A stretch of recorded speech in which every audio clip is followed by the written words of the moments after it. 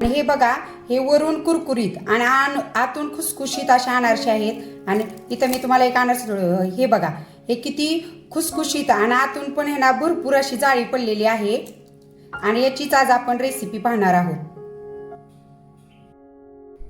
नमस्कार, मी रेश्मा लोकरे रेसिपीज मध्ये तुमचं सगळ्यांचं स्वागत.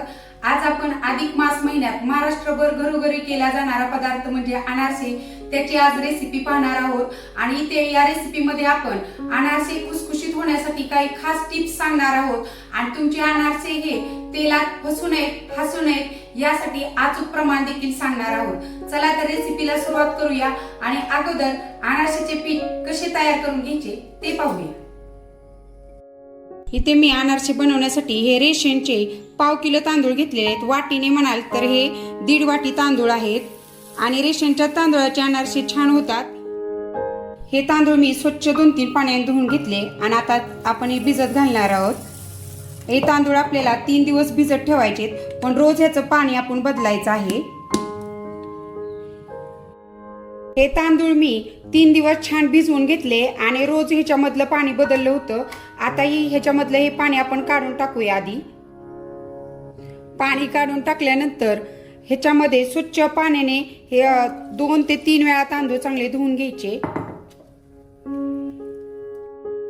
हे तांदूळ बघा, मी स्वच्छ 2-3 पाण्याने धुवून घेतले आणि आता हे आपण चाळणीवर नितळून घ्यायचे चांगले.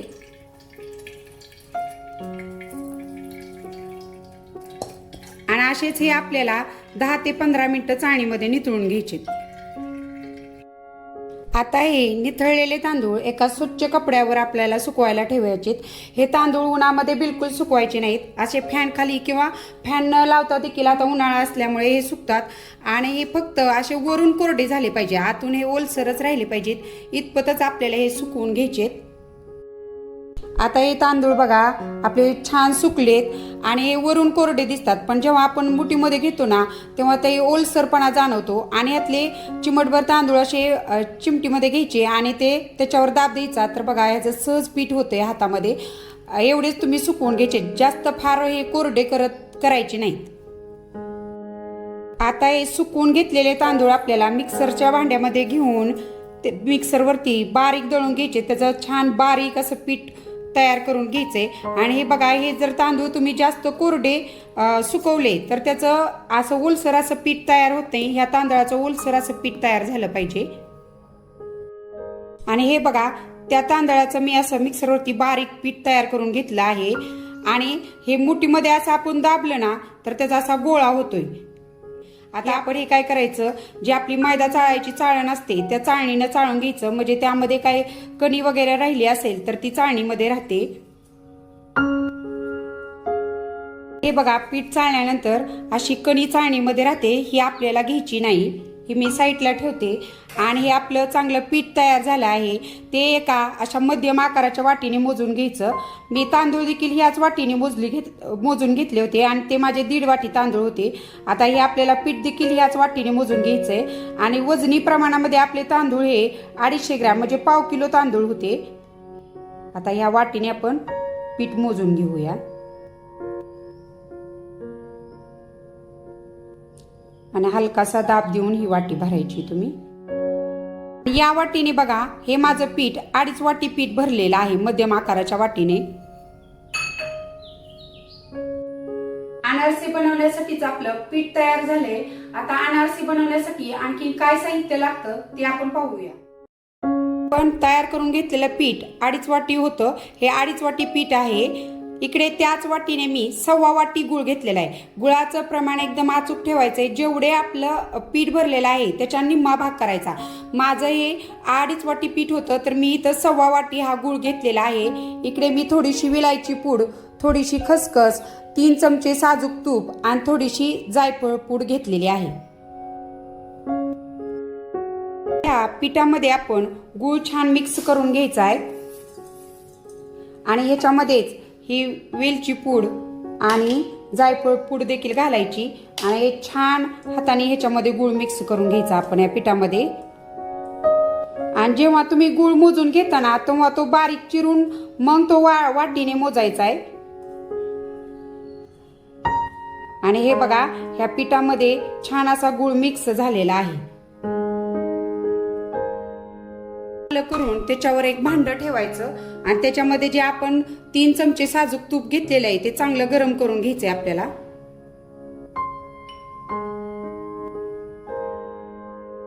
गरम केलेलं जे तूप आहे ती ह्या पिठावर तुम्ही घालून घ्यायचं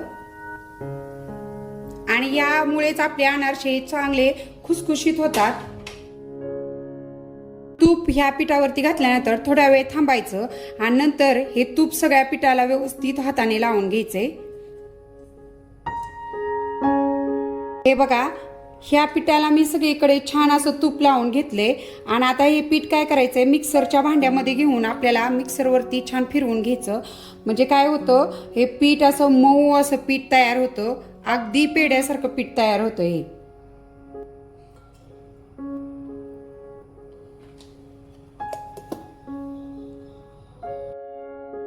हे सगळं पीठ मी मिक्सरला छान फिरवून घेतले. जास्त फिरवायचं नाही, चालू बंद करत फिरवायचं. जास्त फिरवल्यानंतर दुसरं काही नाही, पीठ जास्त पातळ होतं. त्यामुळे मिक्सरला चालू बंद करत तुम्ही थोडंसं असं फिरवून घ्यायचं. आणि हे बघा किती असं मऊ असं पीठ आपलं तयार झालं आहे. असे बनवण्यासाठी इथं आपले पीठ तयार झाले आहे. एक पोळपाट घ्यायचा आणि ह्या अनारसे तुम्हाला कोणत्या साईजचा पाहिजे त्यानुसार गोळा घ्यायचा. हा गोळा थोडासा हातावर वळून घ्यायचा आणि थोडीशी खसखस टाकायची आणि त्याच्यावर हे अनारसे आपण बनवून घेणार आहोत. इथं थोडासा बोटांना तुपाचा हात लावला तरी चालेल आणि बोटाच्या साहाय्याने हे असं छान अनारसे गोल तयार करून घ्यायचे. हे बघा. आणि तुम्ही जर पहिल्यांदाच करत असाल तर एखाद्या प्लास्टिक सीटवर जरी तुम्ही हे बनवून घेतले तरी चालतात. आणि हे बघा किती छान असं आपलं अनारसे हे तयार झालं आहे. अगदी बोटाच्या साहाय्याने याला आपण गोल आकार देऊन घ्यायचा.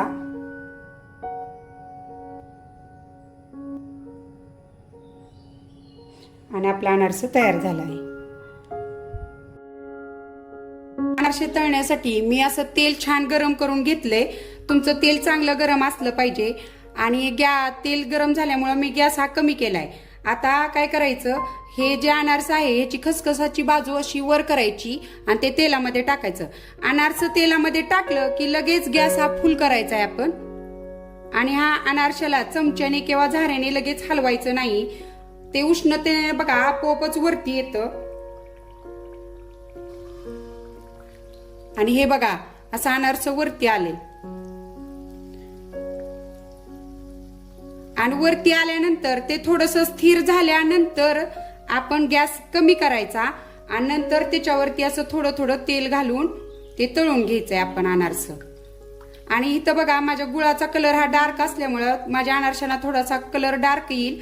तुम्हाला तर अगदीच असा पिवळसर कलर पाहिजे असेल तर तुम्ही कोल्हापुरी केशरी गुळ मिळतो बघा, तो तुम्ही त्यामध्ये वापरू शकता. आणि अनारस नेहमी आपण एकाच बाजूने तळायचं असतं, दुसऱ्या बाजूने त्याच्यावर तेल घालून ते तळून घ्यायचं असतं.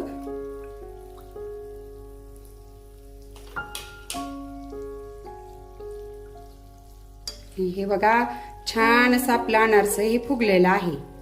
इथं तेलाचं टेम्परेचर खूप महत्वाचं आहे. तुमचं तेल जर चांगलं तापलेलं नसेल तर तुमचा अनारस तेलामध्ये फसतं किंवा हसतं. आणि तेल जर अति प्रमाणात तापलेलं असेल तर त्याची खालची बाजू एकदम काळपट होते. हे बघा किती छान असं अनारस आपलं तयार झालेलं आहे. याच पद्धतीने आपण सगळे अनारसे तळून घेणार आहोत. हे बघा पूर्वीच्या बायका काय करायच्या, पीठ बनवायच्या, नंतर त्याच्यामध्ये गुळ घालायच्या आणि ते मिश्रण त्या पितळाच्या हवाबंद डब्यामध्ये 8-8 दिवस ठेवायच्या.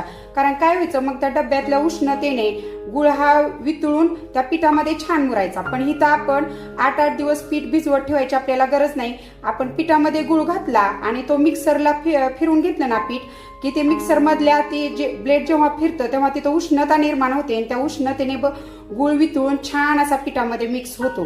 त्यामुळे हे पीठ आपल्याला 8-8 दिवस भिजवायची गरज नाही, लगेचच आपण अनारसे करायचे त्याची. हे बघा किती छान आणि गोल असा आपला अनारसा तयार झाला आहे. आणि इथं आता आपण दुसरा अनारसा देखील तळून घेतोय. हे बघा अनारस टाकले आणि मी लगेच गॅस फुल करते. आणि हे बघा आपला अनारसा आपोआपच तेलामध्ये वर आलेला आहे. वर येऊन थोडस स्थिरावलं की लगेचच तुम्ही गॅस कमी करायचा आणि हे त्याच्यावर असं तेल घालून तळून घ्यायचं.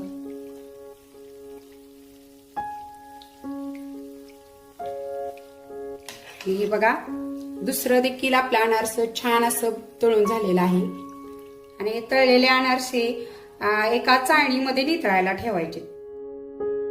हे बघा याच पद्धतीने मी सगळे अनारसे बनवून आणि तळून घेतलेले आहेत. हे अनारसे मी एका स्टीलच्या चाळणीमध्ये असे उभे केलेत आणि त्या चाळणीच्या खाली एक पातेलं ठेवलेलं आहे. म्हणजे काय होतं, या अनारशांना जी जाळी पडलेली असते त्याच्यामुळे त्याच्यामध्ये तेल साचतं आणि जेव्हा आपण अनारसा असं उभं करून चाळणीमध्ये ठेवतो त्यामुळे काय होतं, त्याच्यामध्ये जे साचलेलं तेल आहे ते नितळून खालच्या भांड्यामध्ये पडतं आणि आपले अनारसे कमी तेलकट होतात. तर हे असे वरून कुरकुरीत आणि आतून खुसखुशीत असे आपले अनारसे तयार झाले. ही रेसिपी तुम्हाला कशी वाटली ती मला कमेंट मध्ये नक्की सांगा. आणि इथं आणखीन एक छोटीशी पण महत्वाची टिप सांगते. कधी कधी काय होतं, जर आपण अनारशांसाठी शक्यतो तर मऊ गुळ वापरायचा, पण जर तुमचा गुळ हा कडक असेल तर तुम्ही मिक्सरला पीठ फिरवल्यानंतर देखील गुळ घालून जेव्हा आपण मिक्सरला पीठ फिरवतो तेव्हा देखील पीठ जर मऊ झालं नाही तर त्यामध्ये दूध केळ काही घालायचं नाही. 2-3 चमचे तूप घालायचं आणि ते पिठाचं मिश्रण छान मिक्सरला फिरवून घ्यायचं. मऊसूद असं पीठ तयार होतं. तर असे खुसखुशीत अनारसे बनवून तुम्ही अधिक मासच्या वाणामध्ये नातेवाईकांना द्या, धोंडदानामध्ये तुमच्या जावई बापूंना द्या आणि तुमचे हे अनारसे कसे झाले ते मला कमेंटमध्ये नक्की सांगा. रेसिपी बनवण्यासाठी तुम्ही माझा व्हिडिओ निवडला त्याबद्दल मनःपूर्वक धन्यवाद.